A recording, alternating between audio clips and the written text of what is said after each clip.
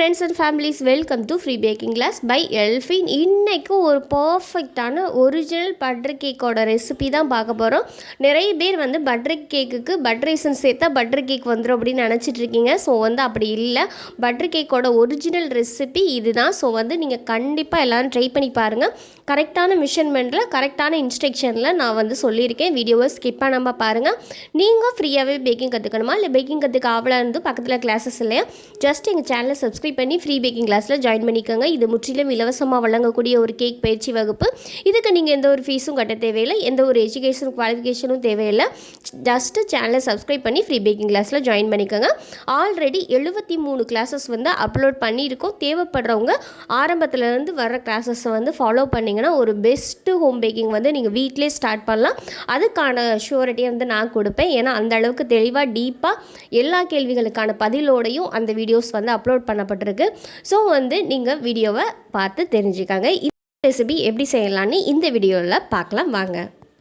பவுலில் ரூம் டெம்பரேச்சரில் இருக்க பட்ரு, அன்சால்ட் பட்ரு வந்து கரெக்டாக 100 கிராம் அளவு எடுத்துருக்கேன். நீங்கள் 250 ml கப்பில் அரை கப் அளவு பட்ரு எடுத்துகிட்டு அதுலேருந்து 1.5 டேபிள் ஸ்பூன் அளவு வெளியில் எடுத்துட்டிங்கன்னா 100 கிராம் அளவுக்கு உங்களுக்கு கரெக்டாக வரும். அந்த பட்ரு வந்து இந்த மாதிரி டெக்ஸ்சரில் தான் இருக்கணும். கூலிங் டெம்பரேச்சர் சுத்தமாக போனதுக்கப்புறம் தான் நீங்கள் பயன்படுத்தணும்.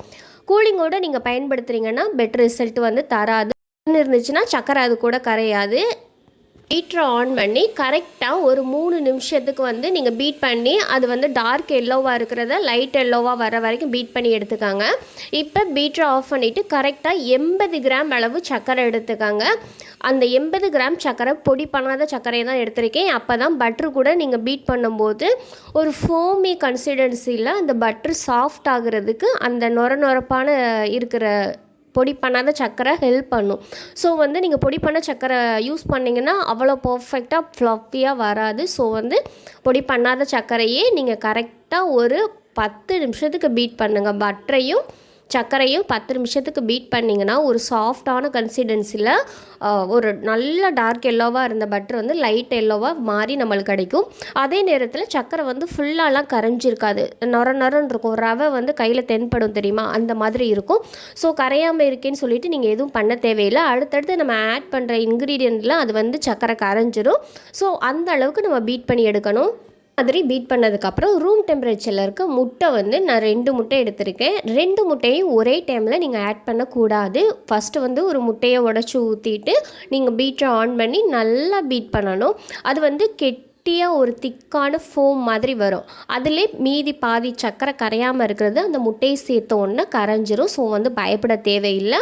இந்த மாதிரி ப்ரொசீஜராக பண்ணும்போது தான் அது வந்து பட்டர் கேக் வந்து அல்ட்ரா சாஃப்ட் ஆகும். அதாவது அந்த பட்ரு வந்து எல்லா இன்க்ரீடியன்ட் கூடயும் மிங்கிள் ஆகி ஒரு சாஃப்டான ஒரு வாயில் வச்சு உடனே மெல்ட் ஆகக்கூடிய அளவுக்கு ஒரு பர்ஃபெக்டான பட்டர் கேக் வந்து நம்மளால் செய்ய முடியும். ஸோ வந்து ஃபஸ்ட்டு முட்டையை சேர்த்துட்டு நம்ம இந்த மாதிரி பீட் பண்ணி எடுத்துக்கலாம். அடுத்து மறுபடியும் ஒரு முட்டையை சேர்த்து மறுபடியும் நீங்கள் பீட் பண்ணி எடுத்துக்கோங்க.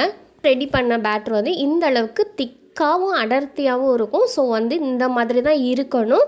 இந்த மாதிரி வந்ததுக்கப்புறம் நம்ம ஓரமாக வச்சுட்டு 250 ml கப்பில் 80 கிராம் அளவு மைதா, அது கூடவே 1/4 டீஸ்பூன் அளவு பேக்கிங் பவுடர், பேக்கிங் சோடா தேவையில்லை.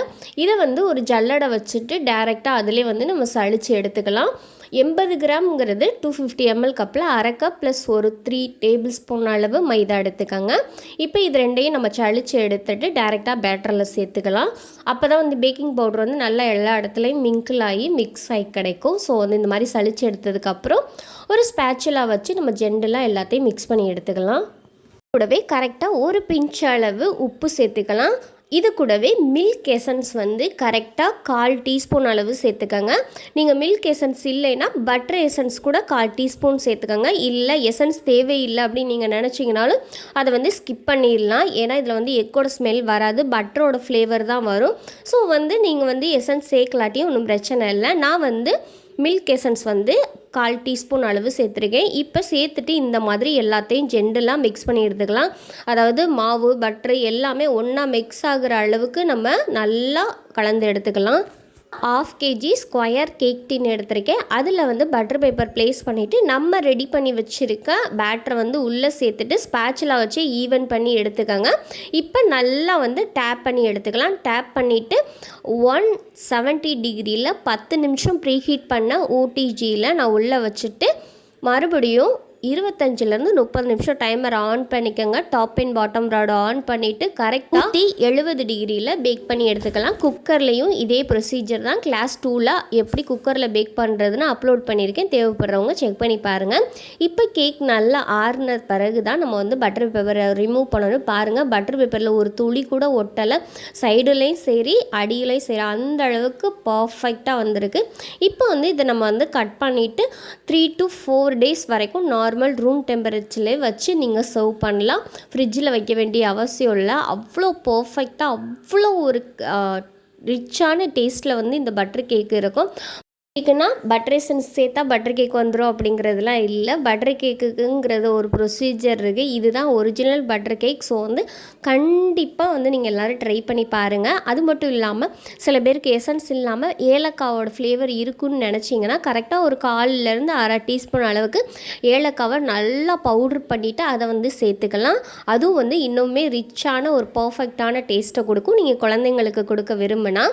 ஸோ வந்து இந்த மாதிரி ஒரு பர்ஃபெக்டான பட்டர் கேக்கை நீங்கள் வீட்டில் ட்ரை பண்ணி பார்த்துட்டு எங்களுக்கு ஃபீட்பேக் சொல்லுங்கள். கண்டிப்பாக நீங்கள் சொல்கிற ஃபீட்பேக் வந்து நெக்ஸ்ட்டு ட்ரை பண்ண போகிற ஒருத்தவங்களுக்கு அது உதவியாக இருக்கும். இவ்வளோ இன்க்ரீடியன்ட் போட்டு நம்பி பண்ணலாமா வேணாமான்னு நினைப்பாங்கல்ல. ஸோ வந்து அவங்களுக்கு ஒரு மோட்டிவேட்டடாக நீங்கள் இருப்பீங்க. தயவுசெய்து மறுபடியும் சொல்கிறேன்னு சொல்லிவிட்டு நீங்கள் வந்து நோட்டீஸ் பண்ணாதீங்க. அதாவது நிறைய பேர் வந்து கால் பண்ணிகிட்டே இருக்கீங்க. நான் முடிஞ்ச அளவுக்கு எல்லா கேள்விகளுக்கான டவுட்டுமே வீடியோவில் சொல்ல தான் பார்க்குறேன். எந்த கேள்வியுமே நான் ஸ்கிப் பண்ணுறதில்ல. என்ன முதல்லலாம் கேள்வி வந்து வீடியோ ஷூட் பண்ணிகிட்டு இருக்கும்போதே நடுவில் இந்த கேள்வி கேட்டாங்க, இந்த பதில் சொல்கிறேன்னு சொல்லுவாங்க. ஆனால் அந்த எந்த டவுட்டும் வரக்கூடாதுன்னு இப்போ அந்த கேள்வியை கேட்காம டைரெக்டாக ஆன்சர் மட்டுமே தான் இருக்கேன். என்னால் முடிஞ்ச அளவுக்கு நான் வந்து உங்களுக்கு ஹெல்ப் பண்ண தான் பார்க்குறேன். நம்மளால் நிறைய பேர் வந்து ஒரு ஹோம் பேக்கராக ஒரு ஹோம் பிஸ்னஸ் பண்ணி சக்ஸஸாக ரன் ஆகிட்டுருக்க டைமில் நீங்கள் இப்படி பண்ணுனா எனக்கு வந்து இதை ஃப்ரீயாக பண்ணுறதுக்கு மனசு வருதோ இல்லையோ பண்ணாமலே விட்டுடலாம் அப்படிங்கிற ஒரு மைண்ட் தாட் வருது. ஸோ வந்து அந்த அளவுக்கு ஒரு ஃபங்க்ஷனாக இருக்கட்டும், ஒரு ஹாஸ்பிட்டலாக இருக்கட்டும், ஒரு ஸ்கூலாக இருக்கட்டும், நான் எல்லா இடத்துலையும் நிற்கும்போது கால்ஸ் வந்துகிட்டே இருக்குது. ஆக்சுவலி நான் ஒரு ஃபேமிலி மேன். நான் எனக்கு வந்து 2 குழந்தைங்க இருக்குது. நான் குழந்தைங்கள தூங்க வச்சுட்ருக்கும்போது கூட உங்கள்கிட்ட சொல்கிறதுக்கு என்ன, நான் ரெஸ்ட் ரூம் போகும்போது கூட ஃபோன் வந்துகிட்டே தான் இருக்குது. ஏன் இப்படி பண்ணுறீங்க? உங்களுக்கு தேவையான கேள்விகள் பதில்கள் எல்லாமே நான் உங்களுக்கு வீடியோவிலே சொல்கிறேன்.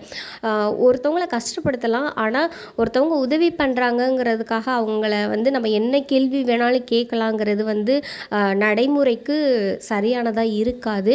உங்கள் வீட்லேயும் ஒரு அக்கா தங்கச்சி இருக்கலாம், அவங்க ஒரு சோஷியல் மீடியாவில் இருக்கலாம். அவங்களுக்கு இந்த மாதிரி ஒரு டிஸ்டர்பன்ஸ் வரும்போது நீங்கள்லாம் என்ன அட்வைஸ் கொடுப்பீங்களோ அதே தான் எங்கள் ஃபேமிலியிலையும். ஸோ வந்து முடிஞ்ச அளவுக்கு ஆர்டர் மட்டும் இருந்தால் நீங்கள் கால் பண்ணுங்கள். டவுட்ஸ் இருந்தால் கண்டிப்பாக வந்து மெசேஜ் பண்ணுங்கள். நான் வந்து கண்டிப்பாக அதை கிளியர் பண்ணுறதுக்கு நெக்ஸ்ட் வீடியோஸில் சொல்லுவேன். இவ்வளவு தூரம் சப்போர்ட் கொடுக்குறீங்க, அன்பை பரிமாறுறீங்கன்னு நினைக்கும் போது அது வந்து ஒரு வகையில் வந்து எனக்கு சந்தோஷத்தை தருது. பட் அதுவே எனக்கு வந்து கஷ்டத்தையும் கூடவே சேர்ந்து வருதுங்கிறப்ப இந்த காலத்தில் உங்களுக்கு தெரிஞ்ச ப்ராப்பராக ஒரு பேக்கிங் கிளாஸ் கற்றுக்கணுன்னா நீங்கள் எவ்வளோ ஃபீஸ் வந்து பே பண்ணணும், காசு கட்டி எவ்வளோ என்ன பண்ணணும், எவ்வளோ ரூல்ஸ் அண்ட் ரெகுலேஷன் அந்த மாதிரி இருக்குது. அவங்கள்ட்டலாம் நீங்கள் போய் இந்த மாதிரி உங்கள் டவுட்டை கேட்குறோன்னு சும்மா கால் பண்ண முடியுமா? இந்த அளவுக்கு உங்களுக்கு விரிவாக சொல்லுவாங்களாங்கிறது எனக்கு தெரியலை. நானும் ஒரு உமன், என்னை போல் எல்லாருமே வீட்டில் முடங்கி கிடந்துடக்கூடாதுங்கிறதுக்காக தான் நான் இந்த முயற்சியே செஞ்சேன். ஆனால் அதுவே எனக்கு வந்து விபரீதமாக ஆகிருமோங்கிறது ரொம்பவே பயத்தை தான் கொடுக்குது. வாண்டட் கால், அதாவது தேவையில்லாத கால்ஸ் வந்து வருது எனக்கு இதனால். ஸோ வந்து யாரும் மிஸ்யூஸ் பண்ணாதீங்க தயவு செய்து. சும்மா கால் பண்ணி எசன்ஸ் எல்லாம் ஃப்ரிட்ஜில் வைக்கலாமான்னு கேட்குறாங்க. இதெல்லாம் நான் யார்கிட்ட போய் சொல்கிறதுனே ஃபஸ்ட்டு தெரியலை. நீங்கள் நினைப்பீங்க யூடியூப்பில் நிறைய வருமானம் வருது அப்படின்ட்டு.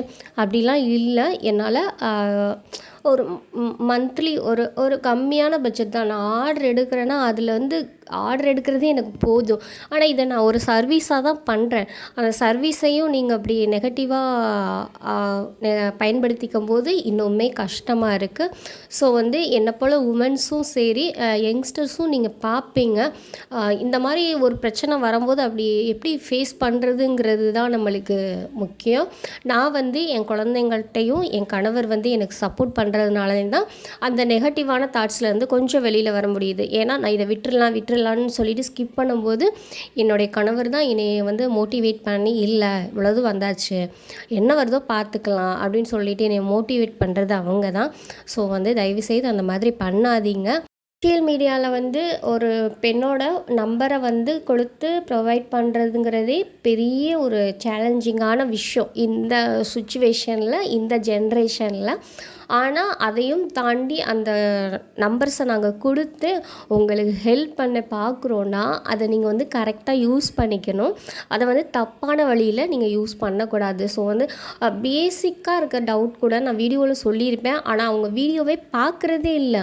வீடியோவை சும்மா அப்படியே என்ன இன்க்ரீடியன்ட் கொடுத்துருக்காங்க, என்ன பண்ணியிருக்காங்க டக்குன்னு பார்த்துட்டு இதை என்ன பண்ணணும், அதை என்ன பண்ணணும், இதை பண்ணணுமா, அதை பண்ணணுமான்னு சொல்லிட்டு கால் பண்ணி கேட்குறீங்க. வீடியோ ஃபுல்லாக பார்க்கவே மாட்டேங்கிறாங்க. அதே மாதிரி பார்த்தா தான் தெரியும் இந்த அளவு கொடுத்துருக்காங்க, இந்த டைமில் ப்ரீஹீட் பண்ணணும், அதை கூட கால் பண்ணி கேட்குறாங்க. ரொம்ப கஷ்டமாக இருக்குது. ஸோ வந்து என்ன சொல்கிறதுன்னு தெரில. நிறைய வீடியோஸில் சொல்லிட்டேன். இனிமேல் நீங்கள் தான் பார்த்துக்கணும். Okay, thank you.